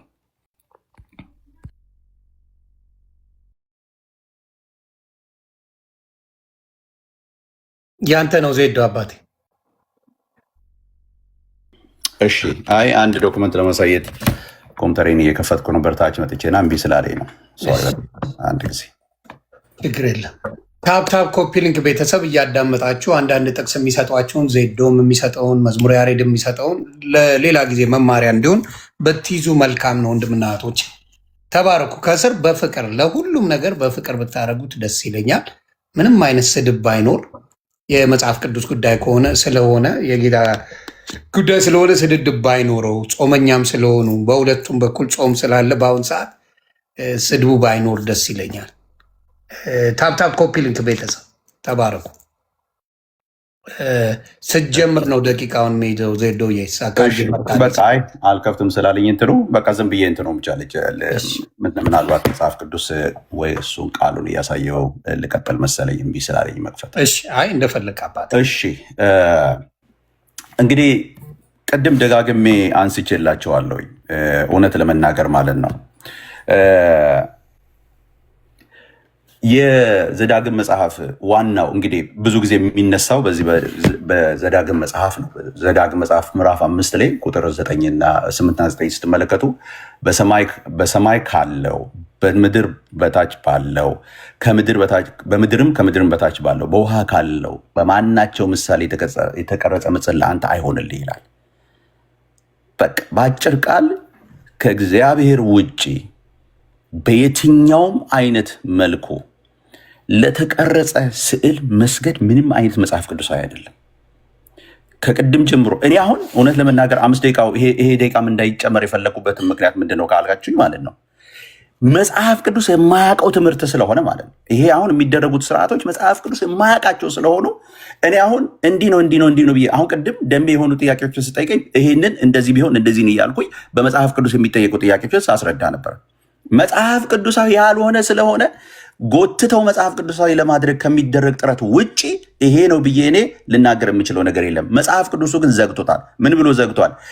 ከሰማይ በታች ካለው ከሰማይ በታችን በምድር ከምድርም በታች ባለው በየትኛውም ነገር ምስል ለአንተ አታድርግ ብሏል። ከሁለቱ ሶስተኛ ካዘዘው ከቅድም ከነገርኳችሁ ከእባቡ ምስል ውጭ ምንድነው ቅርጽ ውጭ አንድም ቦታ መጽሐፍ ቅዱስ የሚያዘን ቦታ የለም። በተለይ ደግሞ አዲስ ኪዳን ላይ ኦነስት ለመሆን አንድ ቦታ እኔ ምን ብዬ አሁን ምን ማስረጃ ላቅርብ? በሌለ ነገር ላይ ማስረጃ ማቅረብ ማለት በራሱ መሞት ማለት ነው። እኔ እሱ ጎትቶ ያቅርብ፣ እኔ በሌለበት ቦታ አድርግ የሚል ነገር በሌለበት ቦታ አይ ለምሳሌ አሁን የራእይ መጽሐፍ ሰው እንዴት ያነሳል? የራእይ መጽሐፍን ሰው ጠቅሶ የራእይ መጽሐፍን ለቅርጽ ማውጫ አድርጎ ልምሰግደው ራእይ መጽሐፍ ላይ ዮሐንስ ራእይ ስላይ ብሎ የሚናገር ሰው ለእኔ እኔ እንትንም አይመስለኝም። በሃይማኖተኝነት ካልታሰርክ በስተከር በዚህ ውስጥ እንትን አይደለምና እኔ እንደውም ይቅርብኝ እንትኑም ይቅርብኝና ወደ ጥያቄ ብንሄድ ይሻለኛል። ስለሌለ ማለት ምንም ላስረዳ የምችለው ነገር የለም። መጽሐፍ ቅዱሳዊ አይደለም ባጭር ቃል። አሁን እኔ ስጠይቀው ጥያቄና መልስ ላይ እሱ የፈለገውን ነገር ይጠይቅ፣ መመለስ የምችለው ነገር ካለ መልስለታለሁ። እኔ ግን የምጠይቃቸው በጣም የተወሰኑ ጥያቄዎች ናቸው። እስቲ ለእነሱ መልስ ካለው እናያለን። ይቀጥል፣ ወደ ጥያቄ ይግባ። አለቀ። እሺ በቃ ምን አስረዳለሁ? ምን አለና ምን መጽሐፍ ቅዱስ በማያውቀው ትምህርት ምን ብዬ አቀርብላለሁ? ምንም የሌለ ነገር ስለምታረጉ ማለት። ስለዚህ ቀጥል። እሺ ደቂቃ ስንት ደቂቃ ነው የሚያዝ ለጥያቄና መልስ? እናንተ ስለምታውቁት እሱን የዲቤት ጉዳይ እናንተ 5 ደቂቃ ይበቃል። 5 ደቂቃ። እሺ ትልቁ ላይ አድርገኝ ችግር የለውም። 5 ደቂቃ እነሱ ይነጋገሩ። ደግሞ እኔ 10 ደቂቃም 7 ደቂቃ የሚሆን ደስታ የነበረ ምክንያቱም እናንተ 5 ደቂቃ በቃ በቂ ነው። 5 በቂ ነው። የሌለ ትምህርት ላይ ጊዜ አልፈጅም የለም ስለሌለ እኔ ወይ ደቂቃ ልጠቀምና 10 ደቂቃ ልጠቀም። አንተ 5 ደቂቃ ወዳጄ ቀጥል። መዝሙር እየቀጥል የሆነ የትልቁ ያርገኝ። ያው የፈረደበት ሉትራን ሊሳብ ነው ይሳብ። ሳቦ ናምጣው ከ33 ጀምሯል። የሌለ ነገር አልጠይቅም። ከ33 ጀምሯል። እሺ ኦሪት ዘዳግም ምዕራፍ 5 ደጋግመህ ስታነሳ አይቻለሁ። ኦሪት ዘዳግም ምዕራፍ 5 ላይ የተነገረው ስለ ጣዖት ነው ወይስ ስለ ስዕላት ነው የተነገረው? ስለ ስዕላት በአጠቃላይ ምስል በአጠቃላይ ነው። ምስል እሺ በጣም ጥሩ። ልጠይቅህ እዚሁ ላይ ምንም ችግር የለውም። በሰማይ ካለው በታችን በምድርን ካለው ከምድርን በታች ከዋለው የማናቸውን ምሳሌ የተቀረጸውን ምስል ለአንተ አታደርግ ይላል። የተቀረጸው ምስል ማለት ነው ምስል ነው። የተቀረጸው ምስል ማለት ነው። የትኛውም የተቀረጸ ምስል። ኦኬ በጣም ጥሩ። እሺ ሙሴ ደግሞ ምስል ቅረጽ ተብሏል አልተባለም? እሱን እኮ ተነጋግረን ጨረሰን።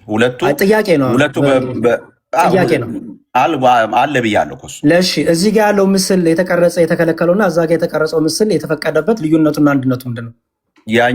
ያኛው በእግዚአብሔር መንፈስ በቤተ መቅደስ ውስጥ አገልግሎት ላይ የሚውል ስለሆነ በጣም ጥሩ። ስለዚህ ይሄኛ የተነገረው በእግዚአብሔር መንፈስ ስለሚቀረጹ ምስሎች አይደለም ማለት ነው እንጂ የሰው ስዕል ሳል አልተባለም። ስፔሲፊክ ተደርጎ የሚቀርጸው ነገር ተነግሮት ነው የተቀረጸው። ከዛ ውጭ ግን የጠየቀኝን መልስ ልስጥ። 10 ደቂቃ እኮ ለዚህ ነበረ። ጠይቀኛል፣ መልስ ልስጥ። ጠይቀኛል፣ መልስ ልስጥ። ችግር የለውም። ጠይቀኛል፣ መልስ ልስጥ። በቃ እኮ እየመለስኩኝ ነው። አታስገድደኝ እንዴ! እየመለስኩኝ ነው። ስፔሲፊክ አድርጎ ኪሩቤል ስራ ብሎ እግዚአብሔር ኪሩቤል፣ ዛሬ በቤተ መቅደሶቻቸው ያሉት ኪሩቤሎች አለ የሰው ምስሎች ናቸው። በየቤተ መቅደሱ ያሉት የሰው ምስሎች ናቸው። ዜዶዋ የኪሩቤል ፊት ምን አይነት ፊት ነው የሳለው የቀረጸው? ያው በኢንስትራክሽኑ መሰረት ቀርጾታል። አውጥተን ማንበብ እንችላለን። እየጠየኩ ፊታቸው ምን አይነት ፊት ነው ያልኩ? ምን አይነት ፊት ነው? ምን አይነት መልክ ነው? ምን አይነት ገጽ ነው? የኪሩቤል በቃ ኪሩቤል ብሎ ስፔሲፊክ በሰጠው መልኩ ነው የቀረጸው። ወዳጅ የት አለ? አሳየኝ፣ ስጠኝ ማስረጃ። ፊታቸውን መልካቸውን የት አለ? እንደዚህ አድርግ ያለበትን ያው እኮ እያነበብከው እኮ ነው ያለው። ፊታቸውን ነው የሚለው። ምን አይነት ፊት ነው ያስቀመጠው? በቃ ፊታቸውን ብሎታል። እሱ ባስቀመጠበት መልኩ ኪሩቤል ማለት ክንፍ ያላቸው ናቸው። ፊት ነው የጠየቁ። ስትመለከታቸው አንዴ ዜዶ ፎከስ አድርግ። ፊታቸውን የጠየቁ ምን አይነት ፊት ነው ያስቀመጠው? ፊት ማለት መልክ ገጽ ማለት ነው። ምን አይነት ፊት ምን አይነት መልክ ነው ያስቀመጠው? በቃ ምን እንድነግረኝ ነው የፈለከው? በአረቶ ችግር የለውም። እሺ ወደ ሌላ ጥያቄ ሂድ። ችግር የለውም። ዜዶዋ ስላልገባኝ ምን እንድነግረኝ ማለት ነው። በቃ እሱ አርግ የተባለውን ያደረገው ልጠይቅህ። እሺ ድጋሚ ልጠይቅህ። እኔ ላልፍ ነበረ። እሺ ጠይቀኝ። ካክል ድጋሚ አርግ የተባለውን ያደረገው እኮ አልኩ። በቃ ፊት ማለት ነው። ፊት ማለት ነው ቅርጽ ነው። በቃ ፊታቸው ነው የእነሱ ፊታቸው መልክ ማለት ነው አይደለ? ገጽ ማለት ነው አይደል? ገጽ ማለት ነው። ምን አይነት መልክና ገጽ ነው ያስቀመጠው? በኢንስትራክሽን ሰጥቶታል አልኩ። ኢንስትራክሽኑን አውጣውና የት አለ? መልካቸው ምን ይሁን ተብሏል? አሳየኝ። ኢንስትራክሽኑ ያው ሊሸፍናሉ ተብሏል። ፊታቸውን እሱ ስለ ክንፍ ነው የሚያወራው። እኔ ስለ ኪሩቤሉን ፊታቸውን እንዲሸፍን አድርገን መልካቸውን ስራ ብሏል። ፊት ነው የጠየኩ። ፊት መልክ ምን አይነት መልክ ምን አይነት ፊት ነው ያልክ የጠየኩ? ካላወኩም በለኝ። በኢንስትራክሽኑ መሰረት ሰርቷቸዋል። እሱን ሄደ ሙሴን እንጠይቀዋለን አብረን። ሙሴን እንጠይቀዋለን። ምን አይነት ፊት አምጥተህ አገኘሃቸው? ወደ እንትኑ እንመለስ። ሄደዋ ምንም ችግር የለውም ወንድም ማለት ነው። እሺ በጣም ጥሩ። አንድ ስዕል ላሳይህና ይሄ ስዕል የምንስሉት ይሄ ማን ጣዖት ነው? ይሄ ምንድን ነው እሱ? ይሄ ጣዖት ነው። ማንም ያየው ስለሌለ በእጅ የተሳለ ነገር ይሄ ጣዖት ነው። ለዚህ የምትሰግድለት ከሆነ ጣዖት ነው። ይሄ ጣዖት ነው። ይሄ ስዕል ጣዖት ነው። የምትሰግድለት ከሆነ ይሄ ስዕል ስለ ጣዖት ነው የሚነግርህ። አሁንም ጥያቄ የምትሰግድለት ከሆነ ጥያቄ ነው። ዜዶ የጠየቁ ጥያቄ ይሄ ስዕል የሚገልጸው መግለጫው ይሄ ስዕል የሚናገረው መልእክት የሚያስተላልፈው ስለ ጣዖት ነው። ይኸውልህ ኢየሱስ ክርስቶስ የተሰቀለበትን መስቀል አድርገህ አንዴ ስማኛ። እኔ ጥያቄው እኔ ነው የጠየቁት ጥያቄ። አትስገድላቸው በሚለው መሰረት ይኸውልህ ከሰገድክለት ጣዖት ነው። ይሄ ስዕል የጣዖት መልእክት ነው የሚያስተላልፈው። ከሰገድክለት ጣዖት ነው። እኔ ጠየቅኩ። ይሄ ስዕል የሚያስተላልፈው መልእክት የጣዖት አሁንም ደግሜ እላለሁ፣ ከሰገድክለት ጣዖት ነው። ስዕል በራሱ ችግር የለውም። ከሰገድክለት ግን ጣዖት ነው። ችግር የለውም። መልስ የለም በሚለው ያዘው ነው። ምንም ስዕል በራሱ ችግር የለውም። ደግሜ እያልኩ ነው። ከሰገድክለት ግን ጣዖት ነው። ልመለስ። ከዚህ ከሉተሪያን ጣዖት ያሳያል። 33 ጀምራ 38 እስኪ ቆይ ደቂቃ የሚዝልን እኮ ዮኒ ነው። ጨርሳል አባቱ ጨርሳል። 38 አልፏል። ጨርሳል። ቆይ ምን 33 ሆኖ 38 ሲሆን እኮ የመሀለኛው ደቂቃ አለ አይደለ? የምትያዝ በመሀል የምትሄድ ጨምርልህ። አንድ ደቂቃ ጨምርልህ። ችግር የለውም። እሺ ጥሩ። ይሄ ጣዖት ነው። ሉተሪያን የሚስሉት ስል ነው። ይሄ ሁሉ ጣዖት ነው። ከሰገዱለት ጣዖት ነው። እኔ ስለ ስግደቱ እኔ ከስግደቱ ጋር አታመልካቸው። እኔ ጥያቄ እሱ አይደለም፣ አታገልግላቸው ተብሏል። ጥያቄ ነው እሱ አይደለም። ሉተራን አይሰግዱም። ከሰገዱለት እያመለኩ ነው። ላሳይ ለምሳሌ ይሄንን በክርስቶስ በቅዱስ ቁርባን ወይ በስጋው በደሙ መስለውታል። ይሄ መልእክቱ ይሄን ነው የሚያስተላልፈው ብለዋል። ኦኬ ይሄ መልእክት ይሄ ስዕል ጣዖት ነው። ከስዕሉ ችግር የለንም ከመስገዱ እንጂ። እኔ እሱን አልጠየቅኩም። መልእክቱ ከመስገዱ ነው። ከመስገዱ እናንተ የምትሰግዱላቸው በሙሉ ጣዖታት ናቸው። መልስ የለውም። እሺ ወደ ጠይቀኝ። በቃ ዜዶዋ ኦኬ ቴንክ ዩ። እሺ ከሐዋርያት መካከል አንድ ስለ ስዕላት ያስተማረ ሰው አለ? ስለ ስዕላትና ስለ ቅርጻ ቅርጽ ያስተማረ አለ ከሐዋርያቱ ከነ ጳውሎስ ከነ ጴጥሮስ? እሺ እኛ መጽሐፍ ቅዱስ ብቻ አማኝ አይደለንም። መጽሐፍ ቅዱስ ብቻ አማኝ ስላልሆንን የሐዋርያት ተከታዮች፣ የሐዋርያት ተማሪዎች፣ የሐዋርያት ደቀ መዛሙርት ስለ ስዕላት ያስተማሩትን ላሳይህ ትቀበላለህ? ቢንጎ አለቀ በቃ። የለም ከሐዋርያት መካከል የለም። አለቀ። እሺ ሁለተኛ ለስዕላት መስገድ፣ ስዕላትን መሳም፣ ለስዕላት የተለየ ቦታ መስጠት በሐዋርያት ዘመን ነበር።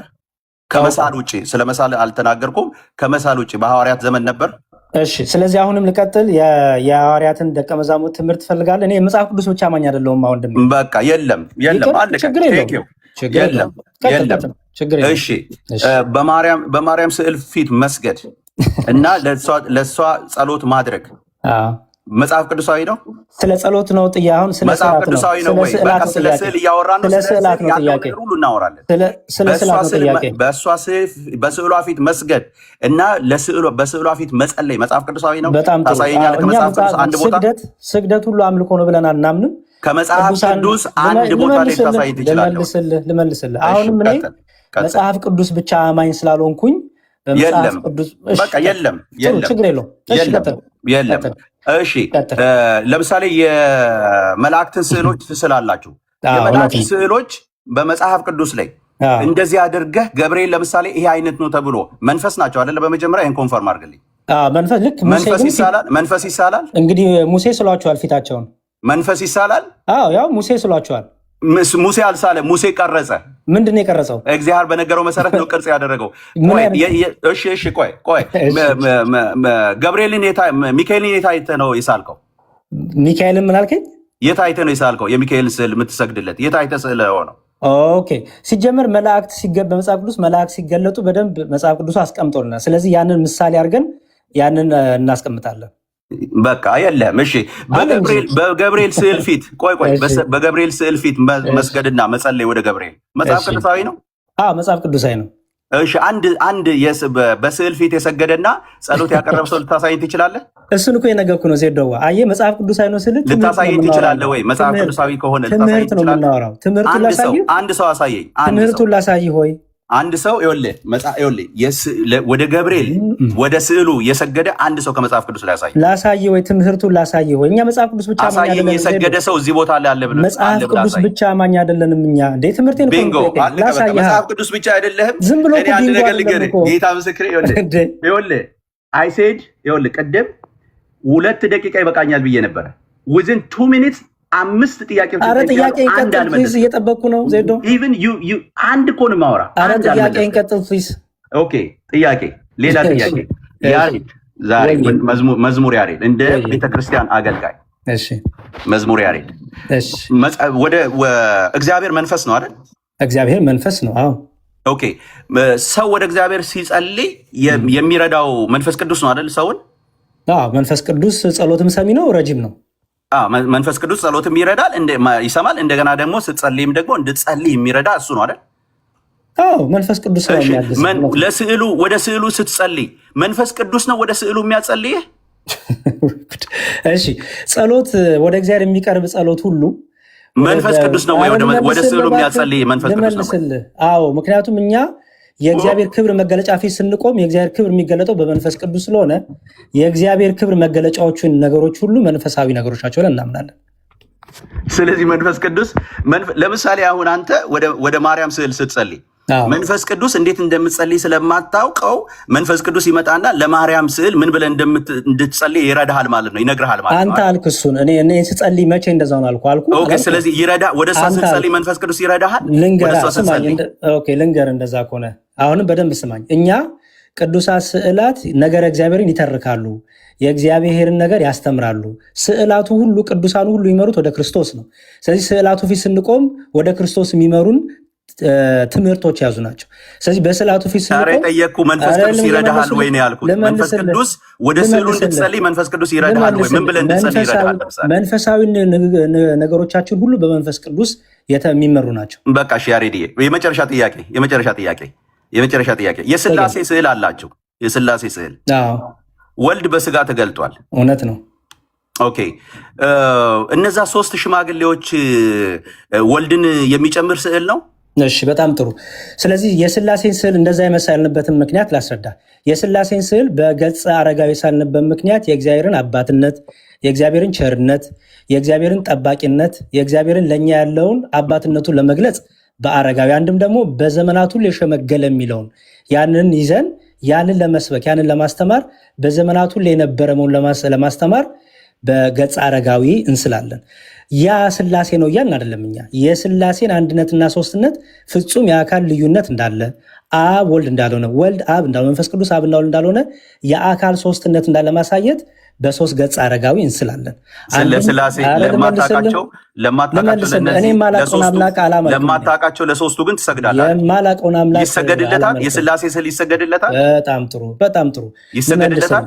ለስዕሉ ባለቤት ለእግዚአብሔር እንሰግዳለን። አምልኮ ስግደት እናቀርባለን። ለስዕሉ ይሰገዳል። ለስዕሉ ባለቤት በስዕሉ ፊት አትሰግድም። ለስዕሉ ባለቤት ዜዶ በማርያም ስዕል ፊት ያልሰገደ ከህይወት መዝገብ አይጠፋም ማለት። እሺ፣ እሱን ደግሞ ላብራራልህ። ያሬድዬ አብራራው። መልካም ጊዜ። ይቅርልህ።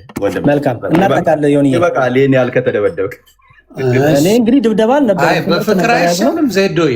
ችግር የለውም። ሌላው ንግግሩ እኮ አስፈላጊ። ያሬዶ በጣም የምንዋደድ ሰዎች ነን። ተው ለእኔ ላረስቶ ይቺ ቅባታችን ወዳታለሁ። በጣም ነው በወደው። በማር የተለወሰች ላስላሷ ደስ ይለኛል እናንተ ቤት። ስለዚህ እሱ ይቅርና አሁን ደግሞ ያሬድዬ ጌታ ኢየሱስ ይባርክ ወንድምና። ቆይ ያሬድ የሚጠይቅ እንጂ አሁን ማጠቃለያ ነው። ጨረሰ እኮ እሱ ጠይቁ እኮ ነው። ማጠቃለያ ነው። እሺ 5 ደቂቃ ይሰጠንና እሺ ትልቁ ላይ አድርገኘው እኔ ፕሊስ። እሺ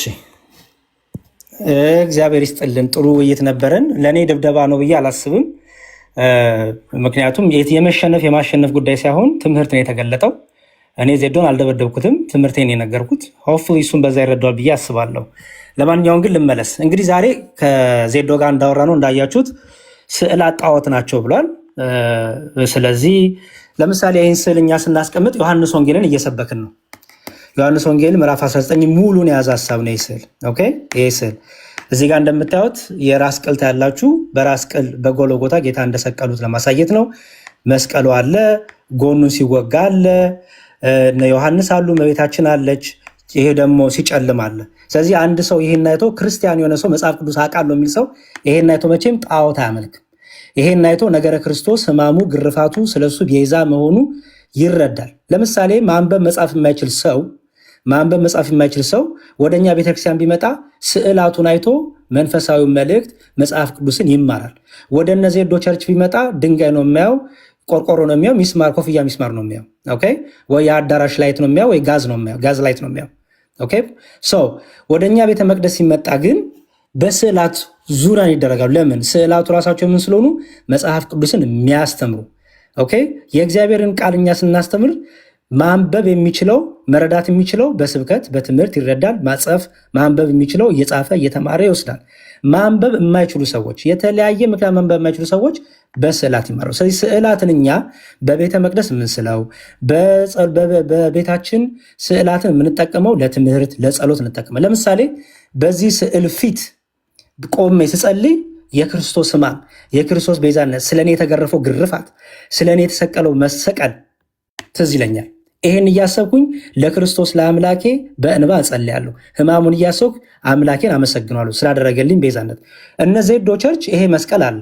ክርስቶስ በዚህ አይነት መስቀል ተሰቀለ የሚል ትምህርትም ማስረጃም የላቸውም፣ ግን ይሄን መስቀል ይሰቅላሉ። ኦኬ ይሄን መስቀል በቤታቸው በየአዳራሾቻቸው ያደርጋሉ። በአንገቶቻቸው የሚያደርጉ አሉ። ኦኬ ይሄን ማን ነው ሳሉ ያላችሁ፣ ይሄን ማን ነው ቀረጹ ያላችሁ ብንል መልስ የለም መቼም። ስለዚህ እነሱ ሲቀርጹት ቅዱስ፣ እኛ ስናስቀምጠው እኛ ስንስለው ጣዖት የሚሆንበት ምክንያት በጣም የሚገርም ነው። ስለዚህ ስዕላት ሲጀመር መጽሐፍ ቅዱሳዊ ናቸው። ምክንያቱም እግዚአብሔር ለሙሴ አርግ ብሎ የእግዚአብሔር ክብር መገለጫ የሆኑትን ነገሮች በመሳል በመቅረጽ መቅረጽ ማለት መሳል ማለት በነገራችን ላይ ምክንያቱም አንድ ሰው እየቀረጸ ሲመጣ ስዕል መልክ ነው የሚያስቀምጠው፣ ገጽ ነው የሚያስቀምጠው። ስለዚህ ይህን እንድትረዱ እንፈልጋለን። በጥንቲቷ ቤተክርስቲያን ስዕላትን መሳል የሐዋርያቱ ደቀ መዛሙርት ይሄን ነገር በደንብ አስተምሮናል። ቅዱስ ጳውሎስም ክርስቶስ በፊታቸው ሆኖ እንደተሳለ ይላል። ይህን ነገር ስናይ አይኔን ጨፍኜ የክርስቶስን ነገር በህሊና የሳሰብ እኮ ስዕል ነው የምስለው እኮ አይደል? ይሄ እኮ መቼም እንካካድ ለውይይት ተብሎ እንዲሁ በቃ እርስ በርስ እንካካ ካልተባለ በስተቀር አንድ ሰው በህሊና በመንፈስ ቅዱስ ሆኖ እኮ የክርስቶስን ነገር ሲያስብ እኮ እየሳለው እኮ ነው። ህማሙን እየሳለው፣ ግርፋቱን፣ ስቅላቱን ሁሉ እየሳለው እኮ ነው። በህሊናው እኮ ስዕል ነው እኮ የሚሳለው። እኛ ራሱ እኮ የእግዚአብሔር ስዕሎች ነን። ባይዘው እንዴ እኛ ራሳችን እኮ እግዚአብሔር የሳለነን እኮ እግዚአብሔር የፈጠረን የእግዚአብሔርን ፍጥረት ድንቅ እጹብ መሆናችን እኮ የምናስረዳነን እኛ ራሱ ስዕልን ራሱ እግዚአብሔር እንዲስሎ የፈቀደ ነው። ስለዚህ ስዕላት መንፈሳዊ ዓላማ አላቸው፣ ትምህርት ይሰጣሉ። በፊታቸው ጸሎት እናደርጋለን። ለቅዱሳን ደግሞ የአክብሮት ስግደት እንሰግዳለን። የአክብሮት ስግደት ማለት ነው ለስዕሉ ባለቤት፣ ለቀለሙ አይደለም፣ ለተሳለው አይደለም፣ ለስዕሉ ግን ባለቤት፣ ስዕሉ ለወከለው ወካይ ለሆነው ክብራችን እንሰጣለን። የስላሴ ደግሞ ተነስቷል። የስላሴን በተመለከተ ደግሞ ጥቂት ነገር ልናገር። የስላሴን ስናይ ቅድም ዜዶ 3 ሽማግሌዎች ብሎ ሊያላግጥበት የሞከረው ነው። ይሁን ችግር የለውም። እዚህ ጋር እንደምታዩት ይሄ የስላሴ ነው። የስላሴን ይኸው እዚህ ጋር 4 እንስሳት አሉ። የጥጃ አለ፣ ራዕየ ዮሐንስ ላይ እንዳነበብነው አንበሳ አለ፣ ንስር አለ፣ እዚህ ጋር ሰው አለ። 24ቱ ካህናተ ሰማይ አሉ። ስላሴ ደግሞ በዙፋን ላይ እናያለን። ኦኬ ስላሴ ይሄ ስላሴ ነው እያልን አይደለም። ምን እያልን ነው? የአብ የወልድ አሁን እዚህ ጋር አብ ይሄ ነው ወልድ ይሄ ነው አይልም። አይታችሁ ከሆነ መልካቸው አንድ አይነት ነው። ኦኬ ምክንያቱም አብ የኖረበት ዘመን ላይ ወልድም ነበርና መንፈስ ቅዱስም እኩል ሆኖ ይኖር ነበርና አብ ፍጹም አካል ፍጹም ገጽ፣ ወልድ ፍጹም አካል ፍጹም ገጽ፣ መንፈስ ቅዱስ ፍጹም አካል ፍጹም ገጽ በአካል ሶስት እንደው ለማሳየት የአካል ሶስትነትን ለማሳየት በዚህ መልክ እናስቀምጣለን። በዘመናት የሸመገለውን እግዚአብሔርን የአልፋና ኦሜጋውን ለማሳየት በገጽ አረጋዊ እናስቀምጣለን። ምክንያቱም ገጽ አረጋዊ ምንን ስለሚያሳይ የአንድን አዛውንት እድሜ ረጅም እንደሆነ ያሳያል። በዛ መልክም እኛ የእግዚአብሔርን ቅድመ ዓለም መኖሩን በዘመናት ሁሉ የሸመገለ የዘመናት ባለቤት መሆኑን ለማሳየት አባትነቱን ጠባቂነቱን ለማሳየት በዚህ መልኩ መጽሐፍ ቅዱሳዊ ትምህርታችንን በስዕል መልክ እናስቀምጣለን። ስለዚህ አብ ወልድ መንፈስ ቅዱስ የቱ ነው አብ አትሉኝ። ምክንያቱም አንዱ ኖሮ አንዱ በኋላ የተገኘም ስላልሆነ ስለዚህ የእግዚአብሔር ሰዓት በዛ ብታስቆመኝ አሪፍ ነበረ። ይቅርታ ወደዛ ስለዞር ያሬዶ ምልክት ራሱ ባረግ የምታየን ስላልመሰለኝ ነው። እሺ ሶሪ፣ በጣም ይቅርታ። እሺ በቃ እግዚአብሔር ይስጥልኝ፣ አመሰግናለሁ። ከፍ አድርጎኝ ቴንክ ዩ ያሬድ። ይሄው አረ በትልቁ ነው ማረግ ያባ። እሺ ወንድሜ ተባረክ ይሁንዬ። እሺ እንግዲህ ያሬድ ይሄንን ሀሳብ አንስተዋል። አንድ ሉተራዊ አሁን ዛሬ ቢመጣ አንድ እንትን ይሄንን እንደ ማስተማሪያ የልጆች ማስተማሪያ የህፃናት ልጆች ማስተማሪያ ይኸው children book of illustrated with Lutheran icons ነው የሚለው ማለት ለልጆች ማስተማሪያ ለምሳሌ እንደዚህ ኢየሱስ ክርስቶስ ተጠመቀ እንደዚህ ሆነ ኢየሱስ ክርስቶስ ሊገረዝ ሄደ እንደዚህ አይነት ነገሮችን ለማድረግ ሊያስተምሩበት ይችላሉ። ከዚህ ውጭ ግን በኢትዮጵያ ቤተክርስቲያን እንደሚታየው ሰዎች እነዚህን ስለው ሉተራን እነዚህን ስለው በእነሱ ፊት ሻማ እያበሩ የሚሰግዱላቸው ወደ እነሱ የሚጸልዩባቸው ካለ ያሬድ ማቅረብ ይችል ነበረ። the only thing ያወራው ምንድነው? አይ እንደዚህ ያደርጋሉ ማስተማሪያነት ይጠቀማሉ ብሎ ነው። የህፃናት መጽሐፍ ላይ እንኳን እነሱ ጋር አይደለም እኛም ቤተክርስቲያን ውስጥ አንዳንድ ጊዜ የህፃናት ትምህርት የሚሳልባቸው ነገሮች ላይ ግርግዳ ላይ የሚሰቀሉ ነገሮች ላይ ኢየሱስ ክርስቶስ እንደዚህ ያለ በመስቀል ላይ እንደዚህ ተሰቀለ ምናምን የሚሉትን ነገሮች ለህፃናት ስዕል እናውላቸዋለን። ሰዎች እንዲማሩበት ሊደረግ ይችላሉ። ችግሩ ያለው ግን አሁንም ያሬድ መንካት ያልፈለገው ላይ መስገድ ወደ እነዚህ ወደማይሰሙ አሁን ይህንን ወደዚህ እንዴት ሰው ወደዚህ ይጸልያል?